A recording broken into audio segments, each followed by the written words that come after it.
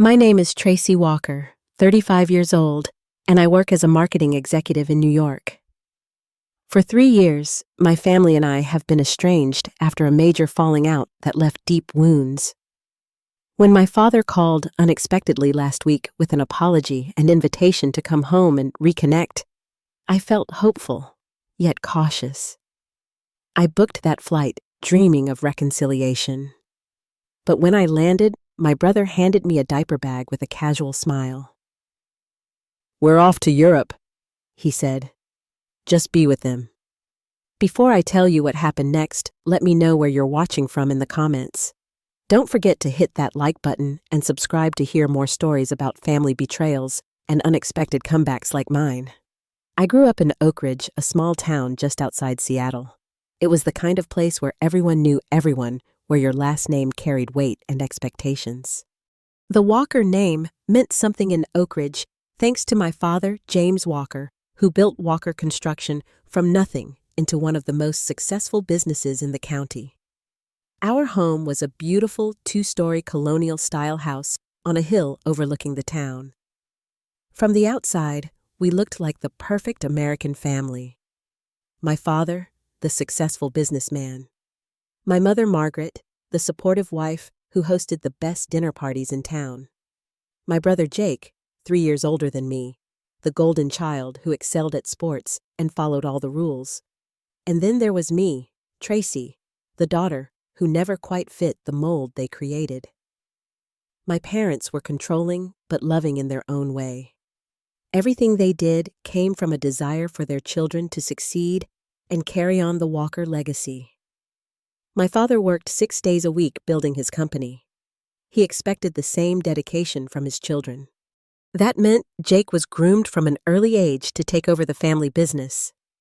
My father would take him to construction sites from the time he was 10 years old, teaching him everything from how to read blueprints to how to negotiate with suppliers. Jake embraced his destiny with open arms. He studied business in college and came straight back to Oak Ridge to work alongside our father. By 25, he was the vice president of Walker Construction. My father beamed with pride whenever he introduced Jake as his successor. I was expected to follow a similar path, perhaps in an administrative role in the company, but I had different dreams.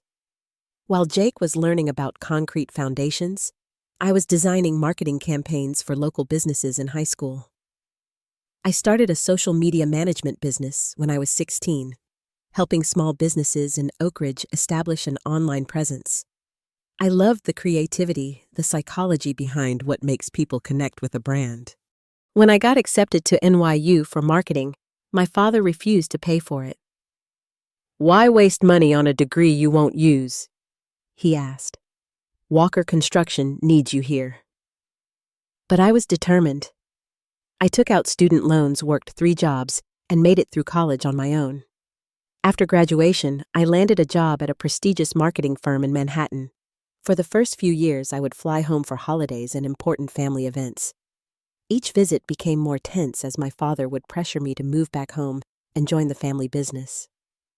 "New York is changing you," he would say. "You're becoming one of those city people who forget where they came from." 8 years ago, I decided to stay in New York permanently. I was climbing the corporate ladder, making a name for myself, separate from the Walker legacy.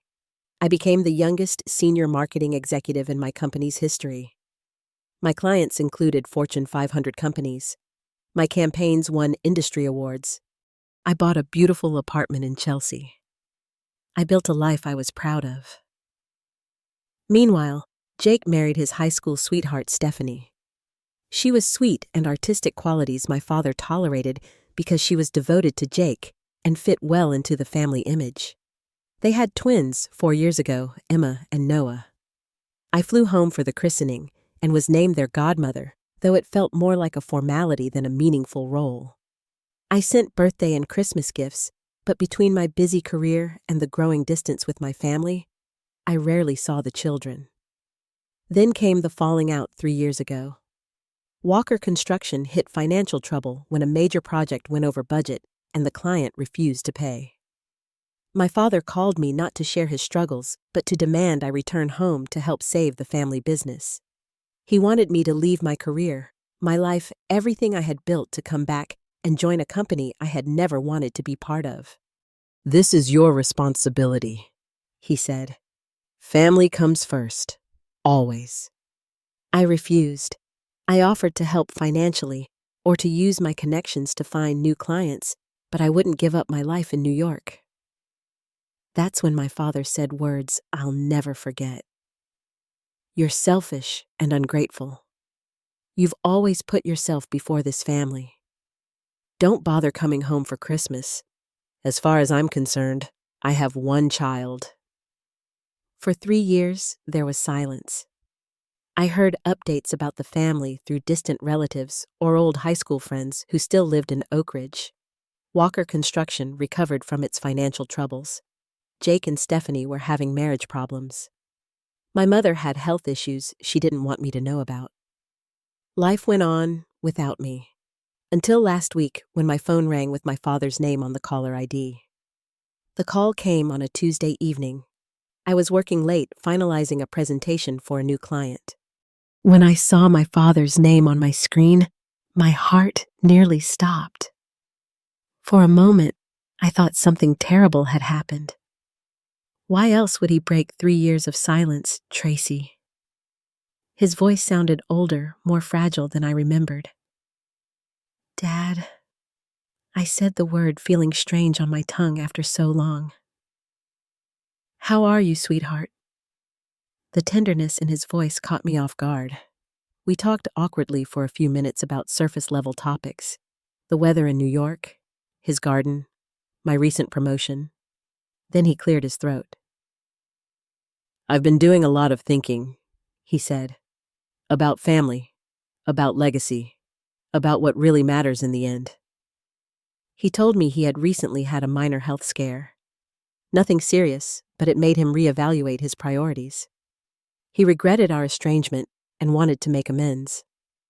"I was stubborn and unfair," he admitted.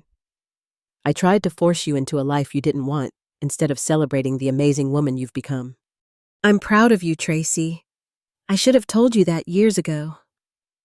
His apology seemed genuine. There was a vulnerability in his voice I had never heard before. He talked about regrets and second chances, about wanting the family to be whole again. "I've booked you a flight home next weekend," he said. "I've planned a special family weekend. Just us, Jake, Stephanie, and the twins.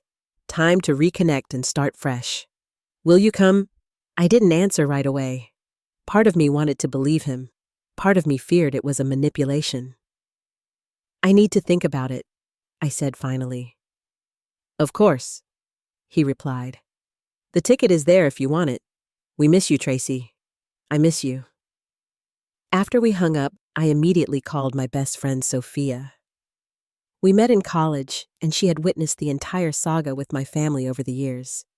She knew all the painful details I never shared with anyone else. "It sounds like a trap," Sophia said when I told her about my father's call. "Remember the last time he was this nice, when he wanted you to design that marketing campaign for Walker Construction for free?" She was right to be skeptical.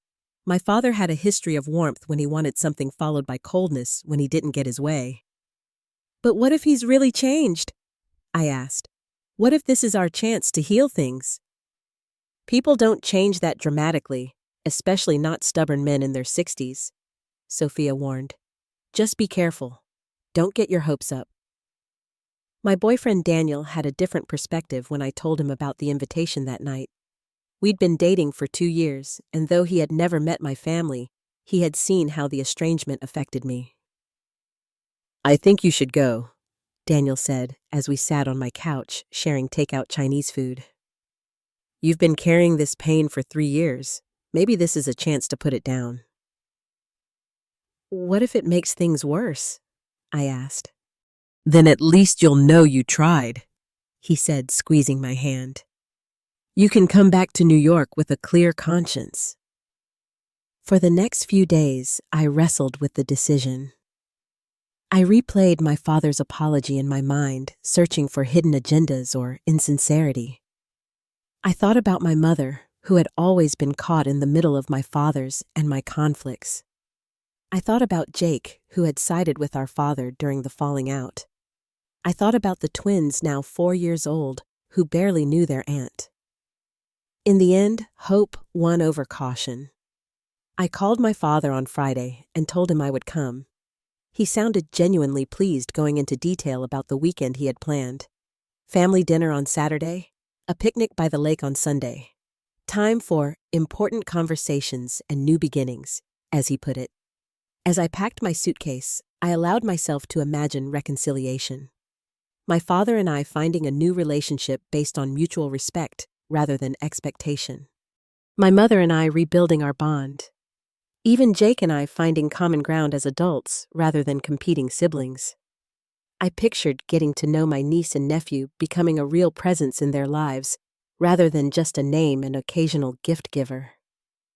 I took Monday off work to extend the weekend visit. Daniel drove me to the airport on Saturday morning, giving me a long hug before I went through security. "Text me when you land," he said. "And remember, whatever happens, you have a life and people who love you here." The flight from New York to Seattle took 6 hours. I spent it alternating between anxiety and optimism. I reread old text messages from the few conversations I'd had with my mother over the years of estrangement. They were always brief, always careful to avoid triggering my father's disapproval. "He misses you, but doesn't know how to say it," she had written once. Maybe she had been right. As the plane descended toward Seattle, I looked out at the familiar landscape. The evergreen forests, the sparkling waters of Puget Sound. Mount Rainier in the distance, its snow-capped peak gleaming in the afternoon sun. It was beautiful. It was home, or it had been once. Could it be again in some way? With a deep breath, I prepared to find out. The Seattle airport was crowded with Saturday travelers.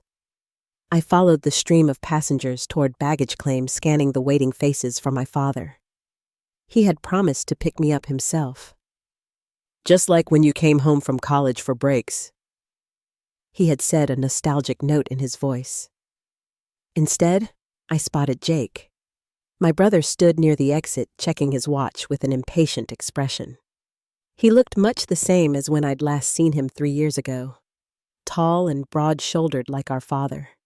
The same Walker blue eyes and light brown hair, though his was now cut in a more expensive style. He wore designer jeans and a button-down shirt, casual but clearly costly.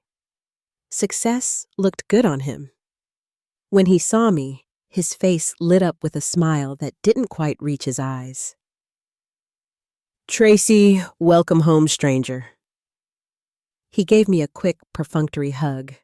No warmth, no real emotion, as if our 3-year estrangement was nothing more than a brief misunderstanding. "Where's Dad?" I asked, looking past him toward the parking area. "He said he would pick me up." Jake's smile faltered slightly. "Change of plans. Mom and Dad had to leave town suddenly. Business opportunity in Europe they couldn't pass up." "Europe," I repeated the word, not computing. "But the family weekend, the reconnection. They left." "Last-minute thing," Jake said with a shrug. "You know how Dad is when he sees a good business deal. Some development company in France wants Walker Construction to consult on a project. 2-week trip, very exclusive." I stood there, my carry-on bag suddenly feeling heavy on my shoulder. The hope I had nurtured deflated, replaced by a familiar disappointment. Nothing had changed. Business still came first. "So why am I here?" I asked, trying to keep the hurt out of my voice. That's when Jake reached down beside him and picked up a baby blue diaper bag decorated with cartoon elephants. He handed it to me with that same casual smile. "We're off to Europe, too," he said. "Stephanie and I. Anniversary trip. We've been planning it for months." I stared at the diaper bag in my hands, not understanding. "What is this? Why are you giving me this?" The twins are at the house with the sitter right now. She can only stay until 4. Instructions for the car seats are in the side pocket.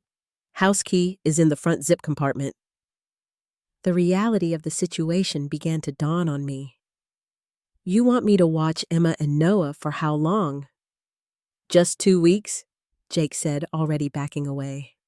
Stephanie and I really need this time together. Things have been stressful. Dad suggested you could help out. He said you owed the family this much. I stood frozen in shock. You're leaving your children with me, someone they barely know? For 2 weeks, Jake waved dismissively. They'll be fine. Just be with them. Feed them, play with them, normal aunt stuff. Their routine is written down in a notebook on the kitchen counter. Jake, I can't just... I began. Our flight leaves in 2 hours. He interrupted. I've got to go. Stephanie's waiting at the international terminal. Before I could protest further, he was walking away. He turned back briefly. Oh, and Tracy. Thanks for this. It means a lot to the family. And then he was gone, swallowed by the crowd, leaving me standing in the middle of the baggage claim area with a diaper bag and a sense of having been completely set up. The family reconciliation weekend was a fabrication. The heartfelt apology from my father was just manipulation to get me here to be an unpaid babysitter while they all went on European vacations. I felt a wave of anger, followed by embarrassment at my own naivety. Sophia had been right. It was a trap, and I had walked right into it. As I stood there trying to process what had just happened, my phone buzzed with a text. It was from my father. Hope Jake explained everything. The twins are looking forward to getting to know their aunt. Consider this your chance to prove you care about family after all. See you in 2 weeks. I looked up from the phone to see the baggage carousel starting to move. My suitcase would be arriving any minute, and then I would need to figure out how to get to my parents' house and take charge of 2 4-year-old children I barely knew. Just then, I saw them. Across the baggage claim area, sitting on a bench, were 2 small children. The girl had long blonde hair and pigtails, wearing a pink dress. The boy had Jake's light brown hair, dressed in jeans and a blue t-shirt. Both looked tired and confused. A young woman sat with them, checking her watch repeatedly. My niece and nephew, Emma and Noah. They looked so small, so vulnerable. As I watched, the boy wiped his eyes with his sleeve. He was crying silently, his small shoulders shaking. The girl stared straight ahead, her face expressionless in a way no 4-year-old's face should be. And in that moment, despite my anger at my family's manipulation, I knew I couldn't abandon these children. Whatever game my father and brother were playing these twins were innocent. With a deep breath, I picked up the diaper bag, straightened my shoulders, and walked toward my niece and nephew, determined to be the adult in this situation, even if no one else was. You must be Emma and Noah, I said, approaching the bench where the twins sat with their sitter. I'm your Aunt Tracy. The young woman jumped up with visible relief. Oh, thank goodness you're here. I'm Megan, the babysitter. Mr. Walker said you might be late, and I really have to leave for my other job by 4. The twins looked up at me with identical expressions of wariness. Emma clutched a worn stuffed rabbit against her chest. Noah edged closer to his sister, protective even at 4 years old. Who are you? Emma asked in a small voice. My heart sank. They didn't even recognize me. Why would they? I'd only seen them a handful of times since their birth, and they were too young to remember. I'm your dad's sister, I explained gently. Your aunt. I live in New York. Where's Daddy? Noah asked, his lower lip trembling. He said he was coming back. I glanced at Megan, who looked uncomfortable. Mr. Walker dropped them off with me this morning, she explained quietly. He said he was just running errands and would be back, but then he called, and said his sister would pick them up instead. Another lie. Jake had planned this all along. Your dad and mom went on a trip, I said to the twins crouching down to their level. They asked me to stay with you while they're gone. When are they coming back? Emma demanded, her blue eyes, so like my father's, narrowing suspiciously. In 2 weeks, I said, then seeing their confusion added, that's 14 days, not too long. I want Mommy, Noah said, his voice rising with distress. I know, buddy, I said softly. I'll help you call her later, okay? That seemed to mollify him slightly, but Emma continued to study me with distrust. Megan handed me a small roller suitcase with cartoon characters on it. This has their clothes and toys for the next few days. Mr. Walker said everything else is at the house. After getting directions to where Jake had parked his SUV, I thanked Megan and watched her hurry away, clearly relieved to be done with her responsibilities. That left me alone with 2 children who viewed me as a stranger. Have you had lunch? I asked, realizing it was past 1 o'clock. They both shook their heads. How about we get something to eat here, and then we'll go to Grandpa and Grandma's house? I suggested spotting a family-friendly restaurant in the terminal. Navigating the airport with 2 4-year-olds and luggage proved challenging. Noah kept wanting to wander off to look at everything, while Emma refused to let go of her stuffed rabbit long enough for me to help her with her food. By the time we finished eating, it was nearly 3 o'clock, and I still had to figure out the car seats. The instructions in the diaper bag were minimal at best. After 15 minutes of struggling in the parking garage, I finally got both seats installed in the back of Jake's SUV. The twins watched me silently, Emma still clutching her rabbit Noah, sucking his thumb, a habit I was sure he was too old for. The drive to my parents' house in Oak Ridge took 40 minutes. The twins fell asleep almost immediately, exhausted from what had clearly been a confusing and emotional day. As I drove the familiar route, I tried calling both Jake and my parents. All went straight to voicemail. I left increasingly angry messages demanding an explanation for this situation. When we arrived at the house, the twins woke up cranky and disoriented. The family home looked the same from the outside, perfectly maintained as always. But when I unlocked the door and led the children inside, I was shocked by the state of things. The house was technically clean, but felt neglected. Mail was piled on the entry table. The refrigerator, when I checked it, contained little more than condiments and a half-gallon of milk that was 2 days from expiring. The pantry had some basic staples, but nothing particularly kid-friendly. There were no prepared meals, no notes about the children's favorite foods. Nothing to indicate anyone had prepared for 2 4-year-olds to be staying there. Where are our toys? Noah asked, looking around the living room that was distinctly adult in its decoration. I'm not sure, I admitted. Let's check upstairs. We found the guest room had been set up with 2 small beds. Their suitcase sat unopened in the corner. At least Jake had arranged that much. But the room was sparse, with none of the stuffed animals books or comfort items young children usually have. As evening approached, I realized I would need to go shopping for food and basic supplies. The twins became increasingly fussy as the reality of their parents' absence set in.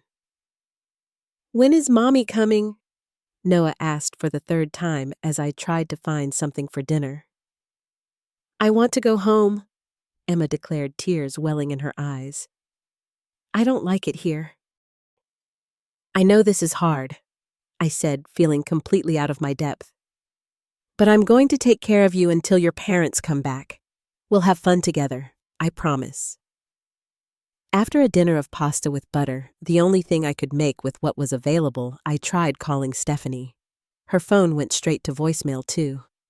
I left a message asking her to call me as soon as possible, hoping she at least would give me some guidance about the children's routine. Bedtime was a nightmare. Emma had a meltdown screaming for her mother. Noah wet the bed, then cried in embarrassment. I had no idea where to find clean sheets. By the time I got them both settled, it was nearly 10 o'clock, and I was exhausted. Sitting at the kitchen table with a glass of wine I'd found in the pantry, I noticed a sealed envelope with my name on it. Inside was a note from my father. Tracy. I know this is unexpected, but family means stepping up when needed. Jake and Stephanie need this time away, and your mother and I have earned our trip. Consider this your chance to prove you care about family. The children's routine is simple. They wake up around 7, they nap at 1, bedtime at 8. There's a list of allergies on the refrigerator. See you in 2 weeks. That was it. No apology for the deception. No detailed instructions. No emergency contacts. Just an expectation that I would figure it all out. As I sat there, anger and hurt swirling inside me, I heard a small sound. Noah stood in the kitchen doorway, tears streaming down his face. I had a bad dream, he whispered. Can I have some water? Looking at his frightened face, I felt my resentment toward my family grow, but also a fierce protectiveness toward this little boy and his sister. They hadn't asked for any of this. They were just kids caught in adult games. Of course you can, buddy, I said, getting up to find a child-safe cup. And then I'll sit with you until you fall back asleep, okay? He nodded, taking the water with both hands. You're nicer than Daddy when he's angry, he said quietly. That simple statement sent a chill through me. What exactly was going on in my brother's home?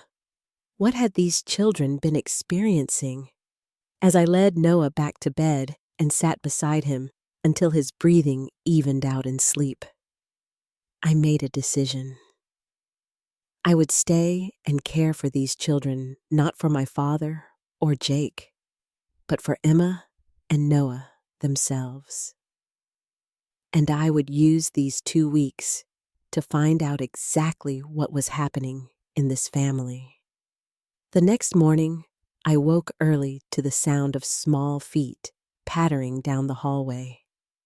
Emma appeared in the guest room doorway where I'd slept her blonde hair, a tangled mess, still clutching her stuffed rabbit. I'm hungry, she announced with the directness only small children can manage. That first day established our routine. After a breakfast of toast and fruit following an early morning grocery run while the twins were still sleeping, I tried to learn more about their normal lives. What do you usually do during the day? I asked as they ate. Mommy takes us to the park, Noah said, milk dribbling down his chin. And we have playgroup on Tuesdays. Daddy works, Emma added. He gets mad if we're loud when he's home. Throughout the day, I noticed concerning patterns in their behavior. Noah flinched at loud noises, like when I accidentally dropped a pan in the kitchen. Emma watched me warily, as if expecting me to suddenly change my behavior. Both seemed surprised when I sat down on the floor to play with them. Daddy doesn't play, Emma informed me when I suggested building with the blocks I'd found in their suitcase. He says toys are messy. That evening, Emma had what I could only describe as a night terror. She woke up screaming, inconsolable, unable to explain what had frightened her. It took over an hour to calm her down, rocking her and singing softly until she finally fell back asleep in my arms. Noah, meanwhile, refused to eat dinner, claiming his stomach hurt. When I gently pressed, he admitted, "Food makes me sick when I'm scared." Why are you scared, Noah? I asked, stroking his hair. Because Daddy will be mad when he comes back, he whispered. He doesn't like when people change things. By the third day, my attempts to reach Jake, Stephanie, or my parents had grown desperate. None were answering calls or texts. I tried emailing, even reaching out to my father's assistant at Walker Construction, but was told they were unavailable during their European business trip. I found a note from my father taped to his office door, warning me not to enter. Private business matters. Stay out, Tracy. Of course, that only made me more determined to look inside. When the twins were napping, I picked the simple lock with a bobby pin, a skill I'd learned as a teenager, wanting to access my diary that Jake kept stealing. The office was immaculate as always. My father's desk was cleared of most papers, but his computer was still there. Password protected, of course. After trying several combinations, I guessed correctly with my mother's birthday and gained access. What I found were dozens of emails between my father and Jake about family matters. Many referenced Stephanie in ways that made me uncomfortable. "She's becoming a problem," my father had written 3 months ago. "Your mother tried talking to her about appropriate behavior at the club, but she wasn't receptive." Jake's response, "I'm handling it. She knows what's expected of a Walker wife." Other emails discussed the twins. My father complaining that Emma was too sensitive and needed to toughen up. Jake mentioning that Noah's preschool teacher had expressed concerns about his anxiety, which Jake dismissed as overreacting to normal discipline. I found prescription bottles in the bathroom medicine cabinet, anti-anxiety medication prescribed to Stephanie dated just 6 months ago, a sleep aid in Jake's name, children's liquid melatonin with a handwritten label for Emma's tantrums. The more I observed the twins, the more convinced I became that something was seriously wrong. They were too well behaved in ways that weren't natural for 4-year-olds. They asked permission before doing anything. They cleaned up meticulously after themselves. Noah apologized constantly for minor accidents. Emma watched me when she thought I wasn't looking, as if trying to gauge my mood. As we bonded over the days, they began to trust me more, revealing small details about their home life that worried me deeply. "Daddy has angry days," Emma told me as I brushed her hair one morning. "On angry days, we have to be very quiet and stay in our room." "Mommy cries a lot," Noah said during a trip to the park. "She tells us it's just because she's tired, but I think it's because of the fighting." By the end of the first week, I had decided to try contacting someone from Stephanie's family. I found her sister Jennifer's number in Jake's contact list on the home computer. When I called, Jennifer was initially suspicious, but when I explained who I was and that I was caring for Emma and Noah, she became more open. "How is Stephanie?" I asked after we'd established some rapport. "Is she enjoying the trip to Europe?" There was a long pause. "Europe? What are you talking about? Stephanie isn't in Europe." My blood ran cold. "She's not with Jake on their anniversary trip." Jennifer's laugh was bitter. "Anniversary trip, Tracy, Jake, and Stephanie have been separated for 6 months. She filed for divorce. She's living with me in Portland." I sat down, my legs suddenly weak. "But the twins, Jake said they were all going to Europe." "Jake has been fighting for full custody," Jennifer explained, her voice tight with anger.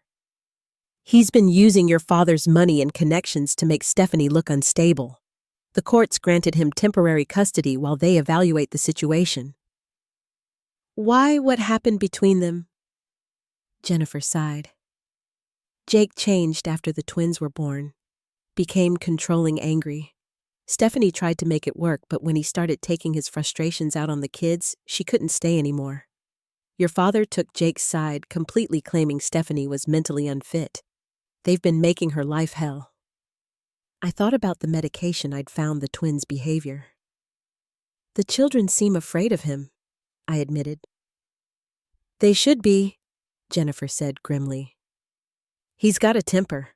Nothing that leaves marks, of course. He's too smart for that. It's all emotional. Control, intimidation. Making them feel like everything is their fault. Classic emotional abuse." After promising to call Jennifer back, I hung up and sat in stunned silence. Everything made sense now. The twins' behavior, the fear, the careful walking on eggshells. That night, I went back into my father's office and searched more thoroughly. In a locked filing cabinet, I found custody documents. Stephanie had indeed filed for divorce, citing emotional abuse. Jake had countered with claims that she was mentally unstable and an unfit mother. My father had provided affidavits supporting Jake, claiming he had always been a devoted father, while Stephanie was emotional and erratic. There were financial documents showing my father paying for Jake's high-powered attorney. Emails discussing strategies to get Stephanie out of the picture. Photos of the twins that had been carefully selected to show them looking happy with Jake, though I could see the tension in their small faces, even in these staged pictures. I found a calendar with court dates marked. Jake was due for a custody hearing the following week. The European trip was a complete fabrication, a way to get the children away from their mother for 2 critical weeks during the custody battle. The next morning, I made a decision. I called Stephanie directly. "Who is this?" She answered warily when I identified myself. "It's Tracy, Jake's sister," I repeated. "I'm with Emma and Noah at my parents' house." "What? The children are supposed to be with Jake?" Her voice rose in panic. "The custody agreement says he has them for the next 2 weeks. If he's violated the agreement..." "Jake's not here," I explained. "Neither are my parents. They dumped the kids with me and said they were all going to Europe." There was a moment of stunned silence, then Stephanie began to cry. "He told the court he needed those specific weeks for father bonding time. That's why I haven't been allowed to see them. And now you're telling me he's not even with them." "No," I confirmed. "And the children are showing signs of distress. Emma has night terrors. Noah hardly eats. They're both afraid of making Jake angry." Through her tears, Stephanie explained the full situation. How Jake had gradually become controlling after the twins were born. How he resented the attention they required. How he would have explosive anger episodes then act as if nothing had happened. How my father enabled and defended him while my mother looked the other way. "I tried to make it work for years," Stephanie said. "But when he started treating the children the same way he treated me, I had to leave. I couldn't let them grow up thinking that was normal." She had moved in with her sister in Portland, planning to start fresh. But Jake, backed by my father's money and influence, had made that nearly impossible. He had convinced a judge to grant him temporary majority custody, while Stephanie was evaluated psychologically, a process my father's attorneys had managed to drag out. "The hearing next week is crucial," Stephanie explained. "If I don't show up, or if Jake makes it look like I've been an absent mother, I could lose them permanently." By the end of our conversation, I had made up my mind about what needed to be done. What my brother and father had done wasn't just manipulative toward me. It was cruel to the children and potentially illegal in terms of the custody arrangement. "I'm bringing Emma and Noah to you," I told Stephanie. "Today. They need their mother." I didn't make this decision lightly. After talking with Stephanie, I called a law school friend who specialized in family law. She confirmed that Jake was likely violating the custody agreement by leaving the state without informing Stephanie or the court, and by leaving the children with someone not named in the agreement. "Document everything," my friend advised. "Take photos of the house showing the lack of preparation for the children. Save any communications from Jake or your father. Write down everything the twins have told you about their home environment." I spent the rest of the day preparing. I took pictures of the sparse children's room, the minimal supplies Jake had left the medicine cabinet with Stephanie's prescriptions and the children's melatonin. I forwarded myself the emails I'd found between Jake and my father. I wrote detailed notes about the twins' behavior and comments. Then I packed their things and a few groceries for the journey. I explained to Emma and Noah that we were going on a special trip. "Where are we going?" Emma asked as I helped her put on her shoes. "To see your mom," I said simply. Their reaction told me everything I needed to know about where they truly wanted to be. Emma's eyes went wide with joy. Noah started jumping up and down, asking, "Really, really, really? Yes, really?" I assured them. "We're going to drive to Portland to see her." I left a deliberately vague note on the kitchen counter. "Taking the kids on a day trip. Back later. Tracy." The drive to Portland took about 3 hours. The twins were more animated than I'd seen them all week, chattering about seeing their mother.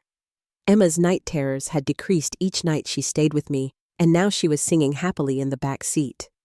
Noah, who had been picking at his food all week, asked if we could stop for ice cream.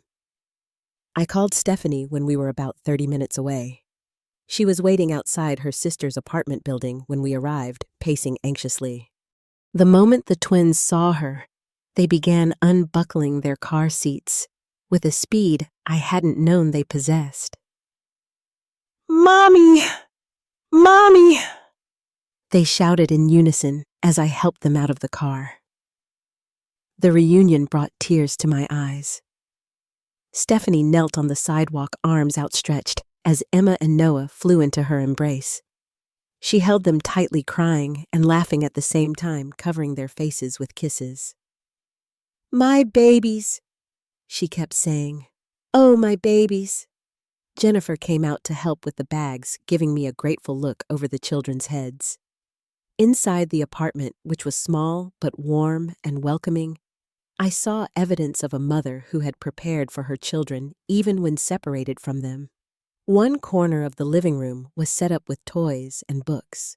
The small second bedroom had child-sized beds with colorful quilts and stuffed animals. As the twins excitedly showed me their room, Stephanie pulled me aside. "I can't thank you enough," she said, wiping tears from her eyes. "But aren't you worried about how Jake and your father will react?" "Honestly, yes," I admitted, "but this was the right thing to do. The twins need you, and Jake violated the custody agreement. I've documented everything, and I'm willing to testify if needed." We spent the rest of the day talking strategy. Stephanie called her lawyer, who advised her to file an emergency motion in the morning, citing Jake's abandonment of the children and violation of the custody agreement. The fact that he left the state without notifying the court and left the children with someone not authorized in the custody agreement works in our favor, the lawyer explained over speakerphone. "Tracy's testimony will be crucial." I agreed to stay in Portland for a few days to help with the transition and to be available for any court appearances. That evening, after the twins were asleep in their beds, Stephanie showed me photo albums and school projects, filling me in on the parts of my niece and nephew's lives I had missed. "They're amazing kids," I said as we looked at pictures of their first steps, first words preschool activities. "Resilient and loving, despite everything." "They are," Stephanie agreed, her eyes soft as she gazed toward their bedroom. "That's why I had to leave. I couldn't let Jake's anger and your father's controlling nature damage them." Just before midnight, my phone rang. Jake's name flashed on the screen. I had been expecting this call since he would have returned to the house and found my note. "Where are the kids?" he demanded without preamble when I answered. "Safe," I replied calmly. "With their mother." There was a moment of stunned silence, then an explosion of rage. Jake shouted profanities, threats, accusations. I held the phone away from my ear, putting it on speaker so Stephanie could hear. When he finally paused for breath, I spoke clearly and firmly.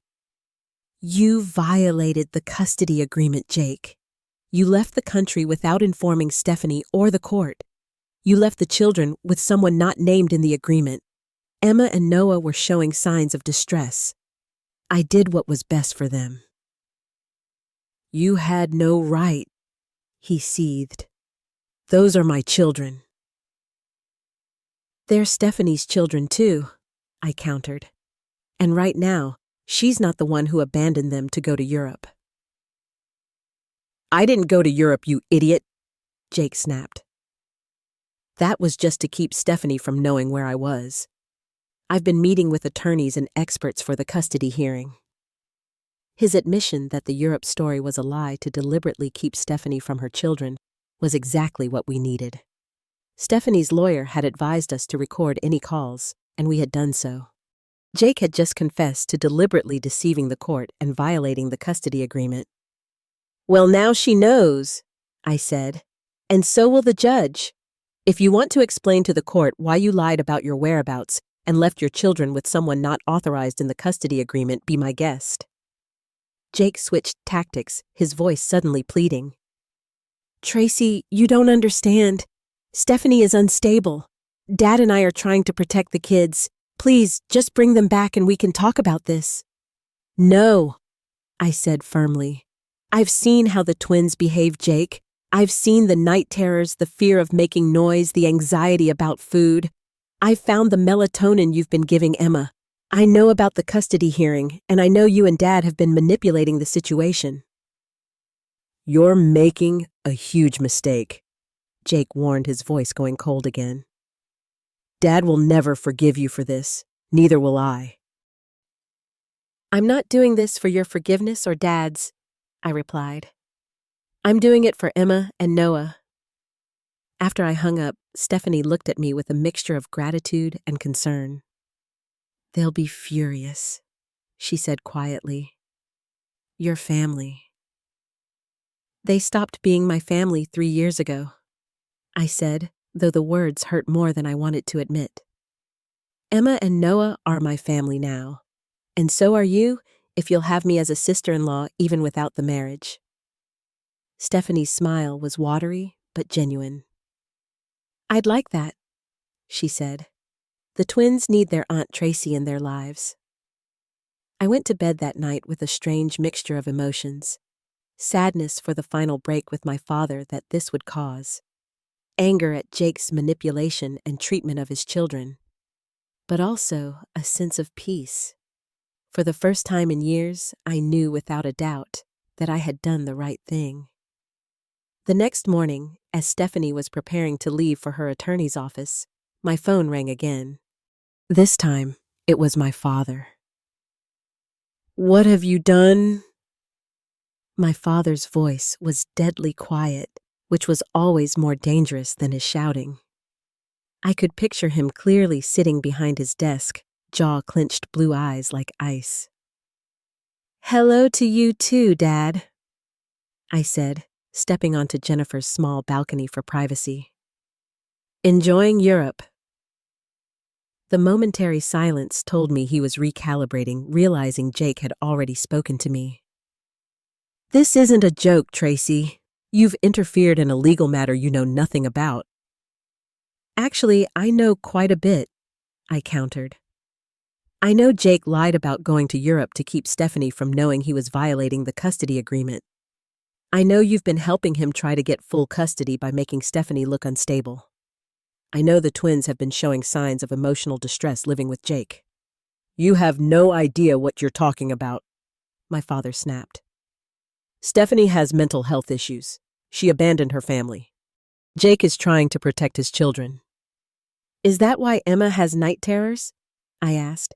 Is that why Noah flinches at loud noises and apologizes for everything? Is that why they both lit up like Christmas when they saw their mother? My father's sigh was heavy with exasperation. Children are resilient. They need stability, discipline, structure. Jake provides that. No, Jake provides fear, I corrected.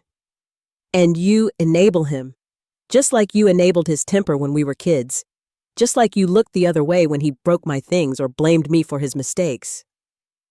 There was a pause.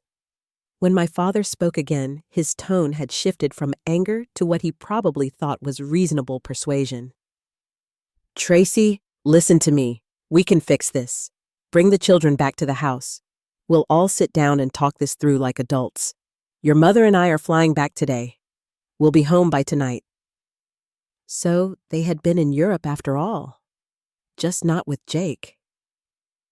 No, I said firmly. The children are staying with Stephanie until the court decides otherwise, and I'm going to testify about what I've seen and heard. You would betray your family like that. My father's voice rose again. After everything we've done for you. The question ignited something in me. What exactly have you done for me? Dad disowned me for pursuing my own career, cut me off for refusing to conform to your idea of family, used me as an unpaid babysitter under false pretenses. I gave you life, he thundered. I gave you the Walker name, which means something in this community. I was trying to give you a chance to come back to the family to make amends. By lying to me, I asked incredulously. By using me to help Jake violate a custody agreement. That's not family, Dad. That's manipulation. In the background, I could hear my mother's voice asking my father to calm down, to let her speak to me. He ignored her. "If you do this," he said, his voice lowering to that dangerous quiet again, "if you testify against Jake, you're no longer my daughter. You understand that you'll be dead to me." The threat should have devastated me. 3 years ago it would have. But now, standing on a sunny balcony in Portland, with the sounds of Emma and Noah laughing with their mother floating through the open window behind me, it felt empty. "I've been dead to you for 3 years, Dad," I said softly. "The only difference now is that I'm finally okay with it." I hung up before he could respond. My hands were shaking, but my resolve was firm. Turning back toward the apartment, I saw Stephanie standing in the doorway, her expression a mixture of sympathy and gratitude. "You heard that?" I asked. She nodded. "I'm so sorry, Tracy. I never wanted to come between you and your family." "You didn't," I assured her. "They did that themselves. And right now, those 2 kids in there need us more than I need my father's approval." The next few days were a whirlwind of legal meetings and preparations. Stephanie's attorney filed an emergency motion citing Jake's violation of the custody agreement. The recording of our phone call where Jake admitted to lying about his whereabouts to keep Stephanie from the children was entered as evidence. I provided my documented observations of the children's behavior and the concerning emails I'd found. 3 days after we arrived in Portland, we received notice that the judge had granted Stephanie temporary full custody pending a full hearing.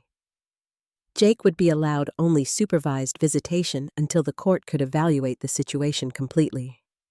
That evening, as I was helping Emma build a tower of blocks while Noah and Stephanie prepared dinner, my phone rang again. This time, it was Jake.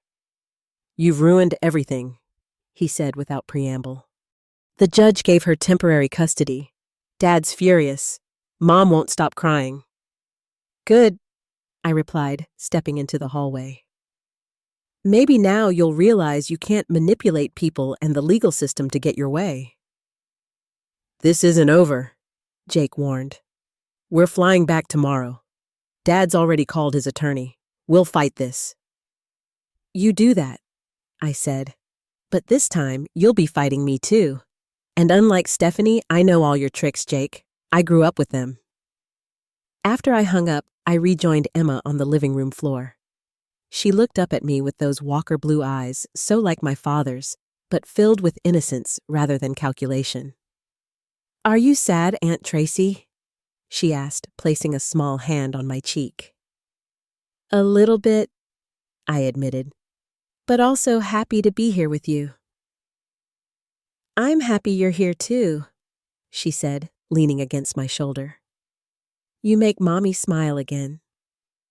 The next day, Stephanie, Jennifer, and I took the twins to a nearby park. As I watched them play, laughing and running with an exuberance I hadn't seen during their time with me at my parents' house, I felt a deep certainty that I had made the right decision. My phone buzzed with a text from Daniel. "How's it going, missing you here?" I sent him a quick update, then added, "I might be staying longer than expected. This isn't just about dropping the kids off anymore. It's about making sure they're safe." His response was immediate. "Do what you need to do. I'm proud of you. Your family in New York will be here when you're ready to come back." Family. The word had such different meanings now. The Walkers of Oak Ridge with their image and expectations. The little family Stephanie was rebuilding with Emma and Noah. My chosen family in New York with Daniel, Sophia, and my friends. Perhaps family wasn't about blood or names at all, but about who made you feel safe, supported, and loved. My father and Jake arrived back in the States the next day. As promised, they immediately filed counter-motions with the court. My father's high-powered attorneys argued that Stephanie had manipulated me, that I had essentially kidnapped the children, that Jake's alleged custody violation was a misunderstanding. But the evidence was strong. The recording of Jake admitting he had lied about his whereabouts. My documented observations of the children's behavior. The emails between Jake and my father discussing strategies to get Stephanie out of the picture. The prescription for children's melatonin that no doctor had authorized. A week after my arrival in Portland, we all appeared in court for the hearing. My father refused to look at me as we sat on opposite sides of the courtroom. My mother, looking thin and tired, gave me a small, sad smile when Jake wasn't watching. Jake himself glared at me throughout the proceedings, his jaw tight with fury. When it was my turn to testify, I spoke calmly and clearly about what I had observed.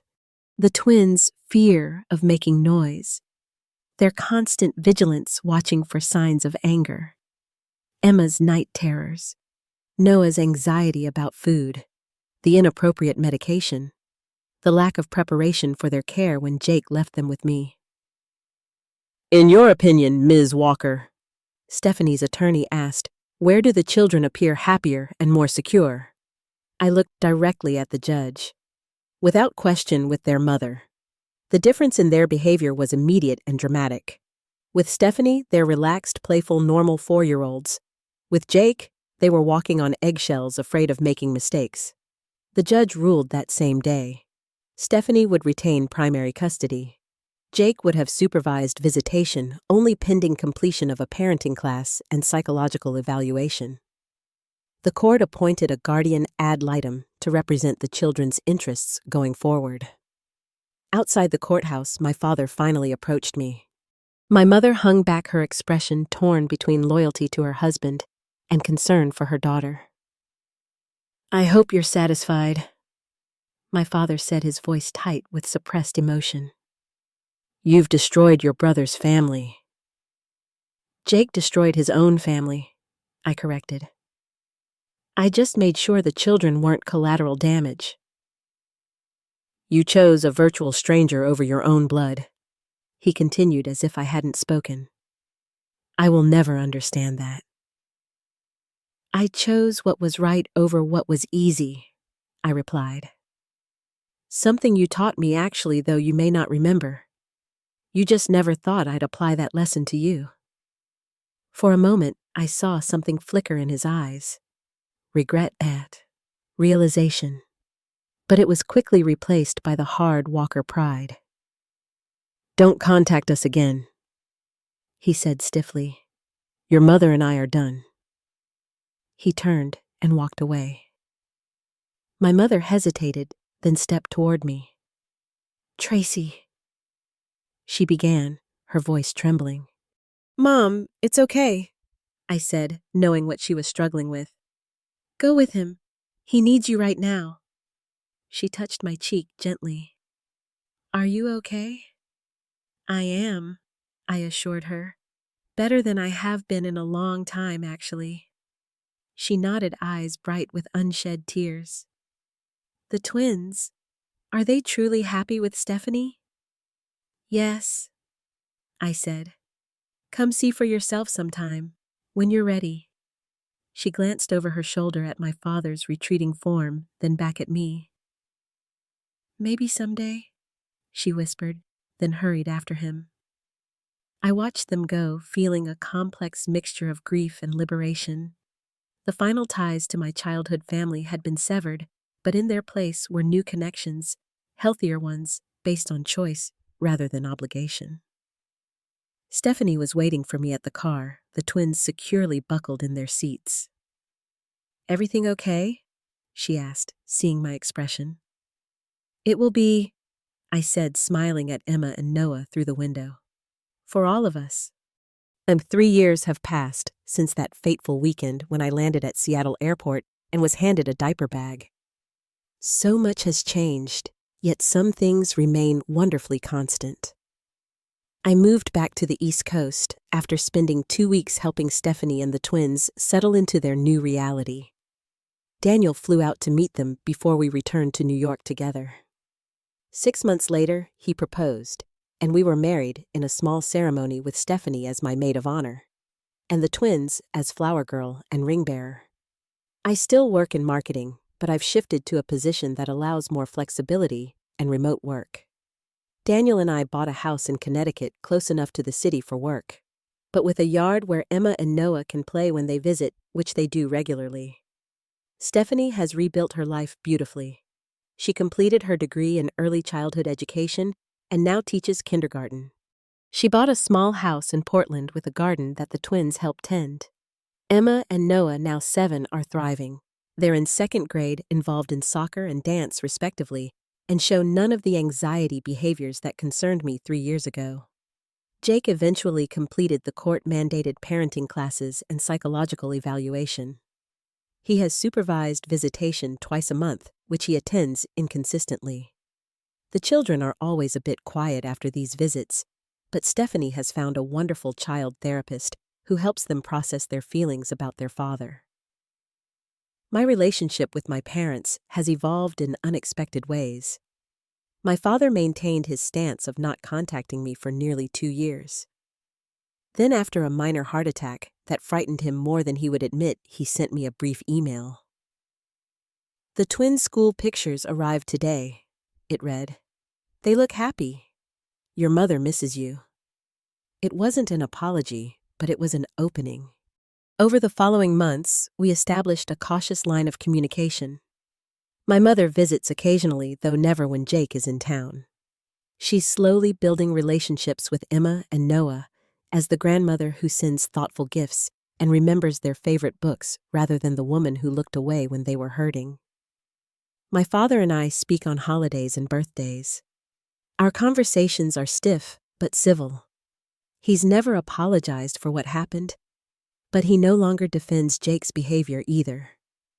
It's a fragile peace, but it's better than the bitter estrangement we had before. As for me, I've learned valuable lessons about family loyalty and courage. I've learned that sometimes the hardest thing and the right thing are the same. That being family means protecting each other, not enabling harmful behavior. That blood ties can be meaningful, but are not an excuse for manipulation or abuse. Most importantly, I've learned that it's never too late to break unhealthy patterns and create new ones. Emma and Noah will grow up knowing that they are valued, protected, and loved unconditionally. They'll know that their feelings matter, that their voices deserve to be heard, and that the adults in their lives will stand up for them even when it's difficult. I don't regret the decisions I made that weekend. Not when I see Emma confidently performing in her dance recital without checking to see if anyone is angry.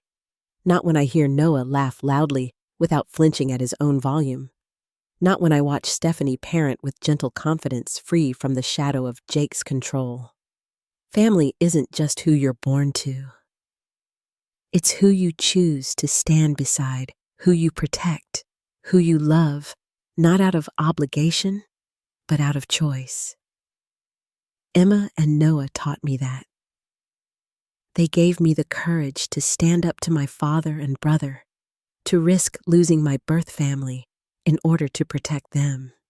In the end, I didn't lose a family. I gained a stronger, healthier one. Have you ever had to make a difficult choice to protect someone vulnerable, even when it meant standing against your own family? I would love to hear your stories in the comments. And if this story touched you in any way, please hit that like button and subscribe for more stories about family dynamics, difficult choices, and finding the courage to do what's right, even when it's hard. Thank you for listening, and remember, sometimes the most important family bonds are the ones we choose to create and nurture.